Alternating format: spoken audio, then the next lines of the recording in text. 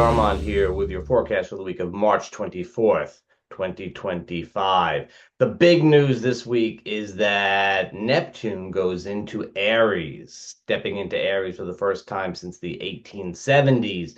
It's a big, big transition, but we're not really going to talk about it in this forecast because on Wednesday, that is Wednesday, March 26th, there will be a video all about Neptune and Aries, a general overview, and a few hints for each sign. So watch for that. You want to hit the subscribe button, even hit the little bell so you get notifications because you don't want to miss that. You don't, and it's Neptune, so you might, how it goes. But it's quite a week when a solar eclipse can be overshadowed. And we do have a solar eclipse, and that happened on Friday, the 28th. And so this solar eclipse is at 8 degrees of Aries. And a little thought is required here about this. We have Neptune going into Aries, and in a couple of months, we're going to have Saturn going into Aries even as the eclipses are moving from Aries into Pisces. This is the kind of the transition that's happening. Uh, we're knitting together the Aries energy and the Piscean energy. And in this context, we could say that the Pisces energy is about letting go. It's at the very, very end of the zodiac. It's the very, very end of a cycle. It's this letting go, this sort of opening up kind of energy to release the past. And then Aries is about initiating and building going forward. And so the eclipse has been happening in Aries, kind of pulling us in that direction. And now they're going into Pisces to help us uh, deal with things on that side of letting go. But for a bit there, they're sort of doing both. And then, of course, Neptune is going to come into Aries. I already said that. Neptune is coming into Aries, and that's going to have to do with our collective fascinations. And Saturn is going into Aries, and that's going to have to do, well, that's going to be its own serious business as well. But these are strong planets that have to do with our collective mindset, our collective psyche, and also the laws that we make and the decisions that we make. So there's a big shift taking place as we sort of go back and forth between Pisces and Aries, the end of thing and the beginning of things. Now, this eclipse at 8 degrees Aries, well, it's a solar eclipse. Now, let's talk about solar eclipses in general. You may look at my video on eclipses. If you go to the channel and scroll down a ways, you can find the video on eclipses. But the thing about solar eclipses is that they are powerful new moons when things are seated.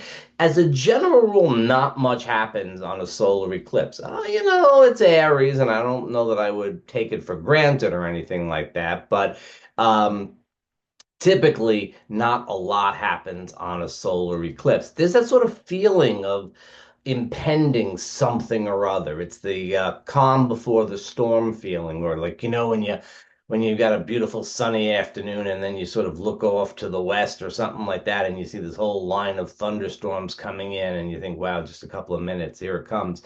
That's kind of the feeling that you get with a solar eclipse. It's this not much happens generally, but somehow or another, the experience is enough.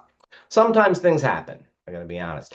I would say that this eclipse is probably going to get triggered when Mercury ends his retrograde and comes back over this point. And that's going to happen around April 26th.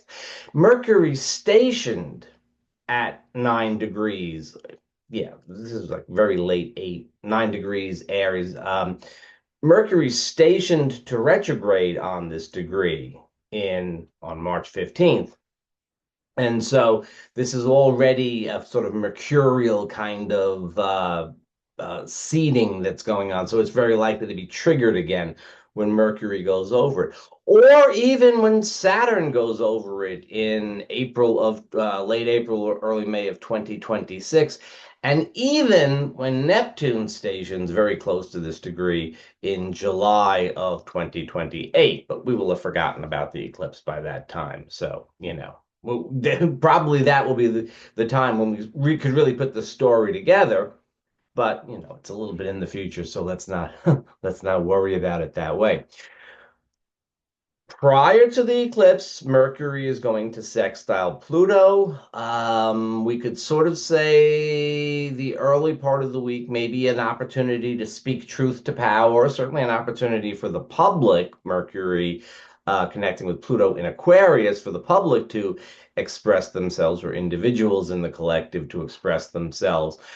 It's coming into the new moon, and I would say with the feel around the solar eclipse, I would look at it as being pretty much, if you got to get something done, you want to get it done Monday or Tuesday. That's kind of that's kind of the time that you can get things done, take advantage of some of the good aspects.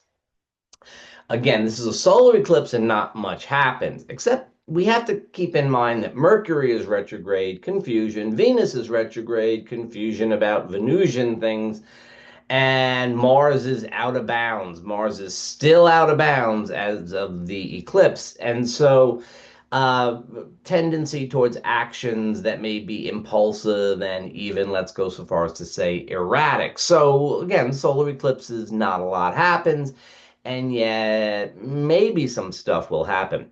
This solar eclipse is closely tied into the conjunction of Mercury and Neptune. This is the second conjunction of Mercury and Neptune.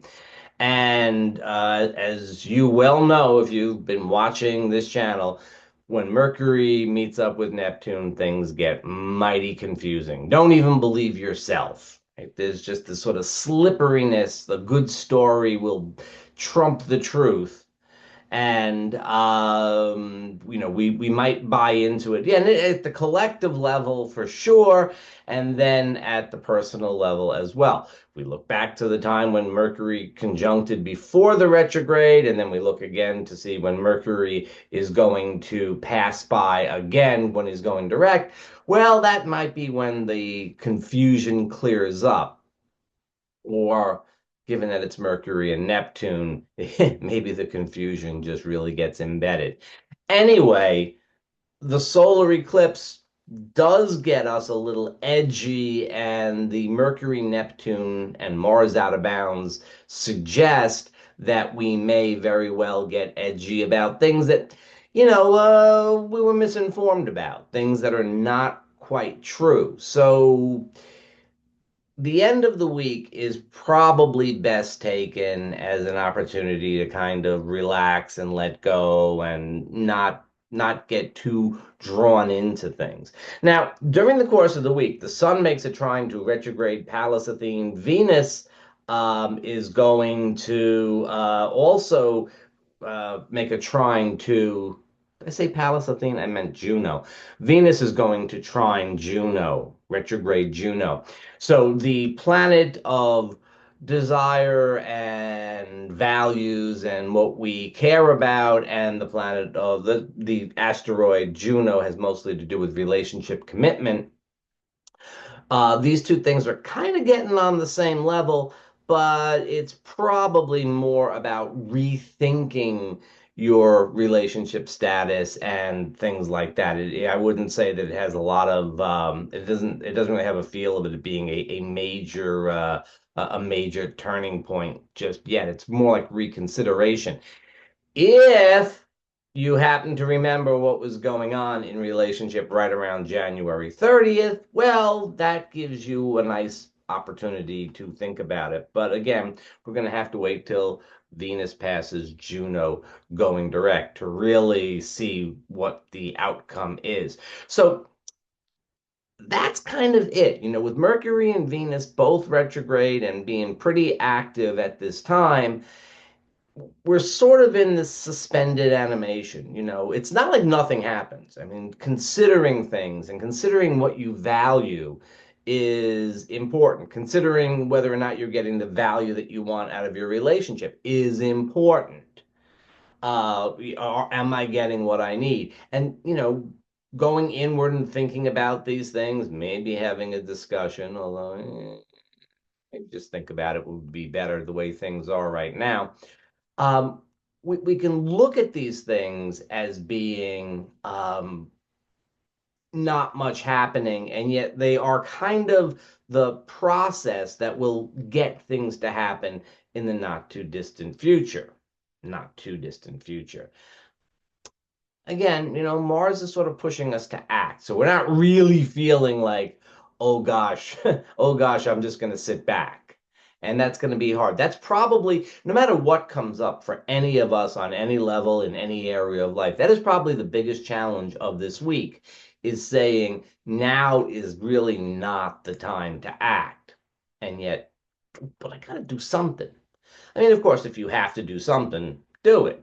This is, you don't want to avoid everything that needs to be done. If if you're on the train tracks and the train is coming, by all means, step on the accelerator. You gotta get out of the way. But when it comes to, elective decisions, I would say this is a good time to hold off. Now, this eclipse is most likely to show up in areas where it is what we call angular, where it's directly overhead or directly below or rising or setting. And it goes through Southeast Asia and up through central China on one line. It goes through Eastern Europe, sort of cutting the boot of Sicily and working its way up through around the neighborhood of Stockholm. And then, of course, then that same line goes down through Africa. There is, however, also a line that is quite powerful that goes right through Washington, D.C. The sun and the moon sort of skirt around Washington, D.C., and then up through in the neighborhood of Toronto. And so it would be interesting to see what happens there. Of course, there's always plenty of things happening there. And whatever gets seeded at this time, as I said, we probably have to wait until at least April 26th to really see what the result is. But where eclipses are powerful, we very typically expect to see the effects lasting for really up to 2 years. And I think for this eclipse, that would probably be kind of reasonable. I would certainly say that Saturn going over this eclipse point would be a significant point for this particular eclipse. Well, okay, there we have it. We have the eclipse. We have Mercury retrograding back into Pisces and conjuncting Neptune. And then we have the beginning of the week where we can maybe get some stuff done.